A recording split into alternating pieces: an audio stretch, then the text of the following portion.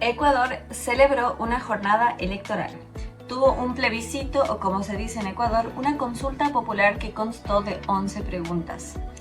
De las 11, 9 fueron aprobados. Los ciudadanos ecuatorianos podían votar por el sí o por el no. Esta iniciativa fue promovida desde el gobierno de Daniel Noboa, por lo cual fue recibido como un triunfo, puesto que la mayoría de las preguntas fueron aprobadas. Sin embargo, desde el sector del socialismo del siglo XXI, que está duramente enfrentada al gobierno, luego que el gobierno de Daniel Noboa removió de la Embajada de México al ex vicepresidente Jorge Glass, quien está procesado por la justicia y que de hecho tiene condenas en pie. Él ya estuvo en la cárcel y se acusa que un juez lo liberó a cambio de $250,000 recibidos por el narco. Por lo cual es un poquito paradójico que esté celebrando este sector de la política, puesto que solo 2 preguntas no fueron aprobadas. Ellos llevaron adelante la iniciativa, los socialistas del siglo XXI, de todo, todito no, vota todo no, 11 veces no, varios hashtags, tendencias, etcétera, para rechazar por completo, como si se tratase de un castigo hacia Daniel Noboa, que no solo es presidente, sino que por lo visto también aspira a la reelección en el año 2025. Recordemos que él está completando el mandato de Guillermo Lasso, quien fue electo pero que no terminó su mandato precisamente luego que se presentó un proceso a nivel legislativo para removerlo del poder y que él mismo activó lo que se conoce como muerte cruzada, que es una herramienta constitucional que tiene el Ecuador desde el 2008. Recordemos que la constitución ecuatoriana se creó dentro del socialismo del siglo XXI y es hiperpresidencialista, lo cual le da al mandatario la facultad de anticipar elecciones. Y eso fue lo que sucedió, solo que él no se presentó en las elecciones y los ecuatorianos tuvieron un nuevo presidente y también un nuevo cuerpo legislativo donde la mayoría de los legisladores son del socialismo del siglo XXI. Sin embargo, están en una tensión. Hasta ahora las 5 reformas o proyectos de ley que ha presentado el Ejecutivo, el Gobierno Nacional, han sido aprobadas, todo estaba en paz, hasta que fueron contra el número 2 o quien fue vicepresidente del Ecuador, Jorge Glass.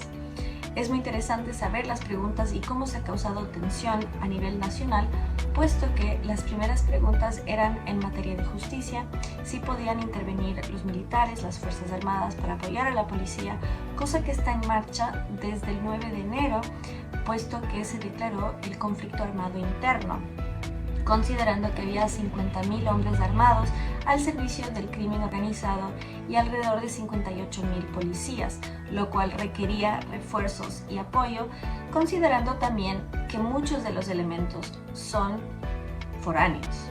Tenemos el cartel de Sinaloa, entre otros grupos de crimen organizado. Entonces, si el fin de las Fuerzas Armadas es resguardar la seguridad nacional, esto justificaría. No obstante, requirió de un decreto ejecutivo, puesto que la Constitución no lo permite y fue necesario el permiso o el aval de la Corte Constitucional. Sin embargo, a partir de este plebiscito, de esta consulta popular, se permitiría sin acudir a la Corte Constitucional y fue apoyado por la mayoría de los ecuatorianos. Lo que no fue aprobado son las 2 preguntas, la una sobre el trabajo por horas.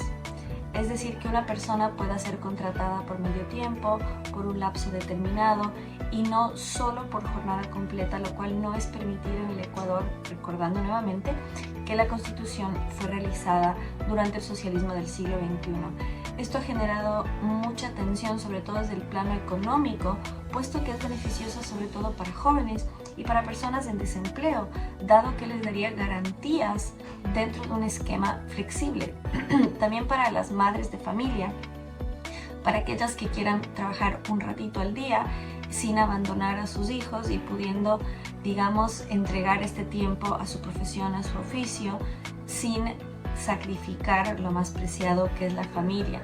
Sin embargo, hubo una fuerte propaganda en contra, sobre todo de la izquierda política, acusando que iba a privar de derechos y que era precarización laboral. Tampoco fue aprobada la pregunta respecto al arbitraje internacional. Hasta ahora se ha destacado en la presidencia de Daniel Noboa por su lucha contra el crimen organizado, por tener este estilo más enérgico y fuerte en defensa de la seguridad nacional e incluso de la restitución de la mano dura. Él y su gestión lo ha festejado como un triunfo. Sin embargo, también vemos que lo han celebrado supuestamente como un triunfo desde el socialismo del siglo XXI.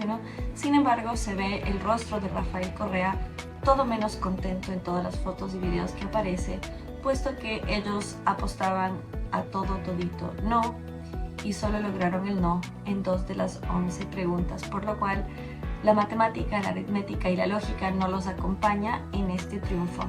Algunos críticos acusan que ahora tendrá más presión Daniel Noboa, puesto que ya no tendrá obstáculos como el Poder Legislativo ni la Corte Constitucional, sino que ya puede desde el Ejecutivo dar el comando para la lucha contra el crimen organizado.